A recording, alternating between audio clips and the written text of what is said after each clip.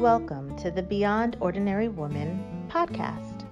Every 2 weeks, we'll post a podcast version of one of our free training videos, but you can access them now at beyondordinarywomen.org. This episode or series includes downloadable information on our website, beyondordinarywomen.org. Go to Resources on the main menu and click on podcast/video extras. Enjoy the podcast. Hi, I'm Kay Daigle of Beyond Ordinary Women Ministries. I'd like to welcome you to the second video in our series, Asking Powerful Questions. I'm with Jill Wiliams, who is a certified professional coach, and Jill is guiding us in our understanding of what powerful questions are and what we do with them. The first video was the want to, where we talked about the fact that you have to really want to do this if you want to try to do it. If you want to. But anyway, that was the first video. The second one that we're about to go into is the framework to ask powerful questions. And Jill, you know, I'm sort of a big picture person. Yes. I always have to see where I'm going. So I really appreciate your doing a video that gives us a framework for doing this. So I'll just hand it over to you to help us understand what that framework is. Sure. And I'm really glad to get to it, and I do hope it's useful. I do know when I was in my coaching training, it was like a fire hydrant coming at me, and I was hoping for something that would give me like a structure in my head to know how to do this. And so I'm hoping this is going to be helpful here. Well, sure it will. So we'll call it the framework for fostering an environment that will allow you to ask powerful questions. And so framework being like having two things on the outside where you've got a presence about you, and then four things on the inside that you're trusting that enable you to have that presence, okay? And so the top one is that you be curious. You have a kind of a presence of curiosity about you, and kind of like your husband's curiosity, but this is a curiosity that allows us to go deeper. So the bottom framework is that you would be at rest. And the way that we can continue to be curious and at rest, whether we're in a conversation one-on-one like this, or if we're facilitating a Bible study, or in a small group, or just conversing with our husband or our kids or friends, is these four things in the middle that we trust. And that's a mindset that we choose to trust these four things, allowing us to live in this presence of being at rest and being curious. And so those four things are that we trust God to be God. I'll just talk about them four, and then we'll get into them a little bit. We trust God to be God, that we trust others, that they can actually come up with ideas and solutions for themselves, that we trust a process and silence, and that we trust the moment. And those four things allow us to kind of live in this presence. And so what do you mean at rest? What does it mean to be at rest? To be at rest means, and this is one of my favorite verses, to entrust your soul to a faithful Creator while doing good. I'm entrusting myself to God, and I'm entrusting the other people who I'm with to Him, because He's the one that's in control. We often, and this really plays into also trusting God. And we look in that trust God thing. There are times when we're sitting with someone and we believe that it's my job. Okay, the burdensome thought when I'm sitting with someone is, it's my job to fix them, or to help them through this today. Or to come up with something to help them. Yes, or to lead this group, and oh my gosh, it's so hard. You know, that's a burdensome thought. But to trust Him and to be at rest gives us this freeing place to be curious and wonder, how is God going to work in this? How might I see His transforming work in action today? So that allows me to be in a place of rest. It shifts the responsibility to the one who is responsible and off of me. Shifts my responsibility to perhaps the next level of trust, which is to trust others, to be in relationship with others, and to believe that they actually have something to offer. And that by doing so, I'm actually respecting them, I'm valuing them, and that might even look like, if I'm moving into a place where I want to ask them something deeper, I ask permission of them, being willing to, if they don't want me to go there, trusting that, okay, we're not going to go there. So that moves us into kind of that second level of trust, trusting God and then trusting others. And that just moves us to this place of being able to believe that they can learn in a way where they take ownership of their learning.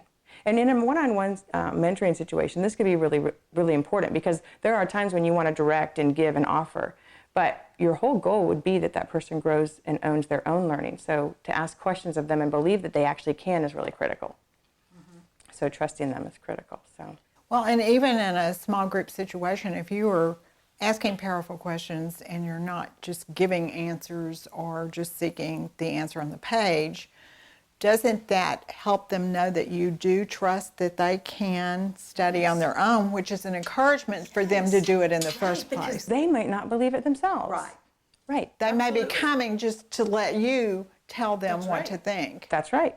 And that's why it's important for us as the leader in that situation to believe that about them. That's why that trust factor is so important, because they don't necessarily always bring that to the table. So we get to lead in that, if that's the case. Which is exciting, very to think about, that as you actually sort of lean away from the answers and let them take ownership of it, that we will be encouraging them to do more of that. That's right. And we get to see how God begins to transform people into what He's created them for and prepared for them in advance to do. Yeah. So should we talk about the other two trusts? I think that'd be great. Okay, because they're a little bit different. They're not as relational. The second one is trusting in a process. And this, when you're having a conversation, you're asking powerful questions, there's two things going on. There's the questioning going on, and there's the response. So there's two things, right? Now, here's the thing. What we're hoping for is that someone will come up with something on their own. Now, here's where I want to talk a little bit about some neuroscience, because I'm not that smart, but I got this from a book. It's a book by David Rock. You are smart. You just weren't as educated as I'm definitely not as educated as this man. David Rock wrote a book called Your Brain at Work. And he talks about our brains as being a stage with, like, all the stuff that we're talking about right now. It's on the stage for us. And so it's right here up front.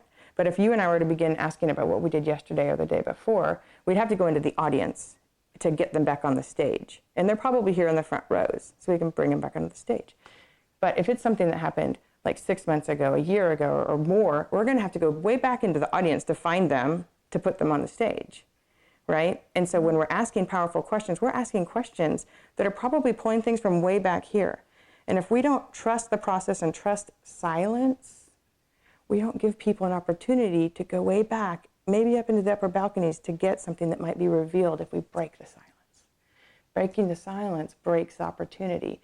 And I think helping us understand that maybe will help us trust silence and be more at rest with it. That's great, because I think being silent is sort of counterintuitive to our natures. We want to fill the silence, and we want to answer the question if we can, or fix the problem, or whatever it is. That's great. Yeah. That's a good way to think about it, because you're giving them time to find the memory. Yep, or maybe discover a new thought or a new insight. It just takes the time, but we don't want to cut that off. So we stay at rest, even in silence, trusting that process. So, and then the final one is trusting the moment. And trusting the moment is this. There are times when we're sitting here maybe in conversation and I'm in my head thinking, what am I going to ask her next? Rather than what is she saying to me? And I think that happens when we're facilitating groups. I think it happens when we're talking with our husband or our wife. It talks about when we're doing videos. Or when we're doing videos. What's going to happen next? That's exactly right. That's exactly right. And so I think for us to remain at rest and to remain curious, to have those two presences back, we had to begin to trust the moment, that being in the moment is going to allow us to ask the best question for the moment. And I think that's a really important piece, because we have this control element in us that wants to have the question designed. And if we sit with one another, it might be amazing the question that comes out, because we've been present in the moment and it actually relates with what's going on. Whereas the other one may or may not even relate, because I haven't really been listening. So trusting God to be God, and trusting others that they can actually come up with solutions, and you're respecting them and valuing them, and trusting the process so that you allow silence, and also trusting the moment really allow us to live in this place of curiosity and rest, a place that really does promote asking of powerful questions. That's great, Jill, because I think that's really helpful. That helps me as so. I think about the bigger picture of how to do this. And so I'm very excited about our third video, which will be some specific tools to ask. That's right. How do you actually ask these questions in the end, though? Okay, if I'm trusting God, if I'm resting, if I'm trusting all this stuff, but I don't know how to ask questions, it's not going to work. That's right. So I hope you will join us for the third video in this series. If you want some specifics, this is going to be the place to get them. Thanks for listening to the Beyond Ordinary Women podcast. You can find more podcasts and information about women in leadership by going to beyondordinarywomen.org. This podcast was produced by Beyond Ordinary Women Ministries. Our production team includes Evelyn Babcock, Kay Daigle, Kay Halligan, Deborah Herring, Sharifa Stevens, and John Sparks. Theme music, Back in Stride by Don Miller, used by courtesy of Christine Miller.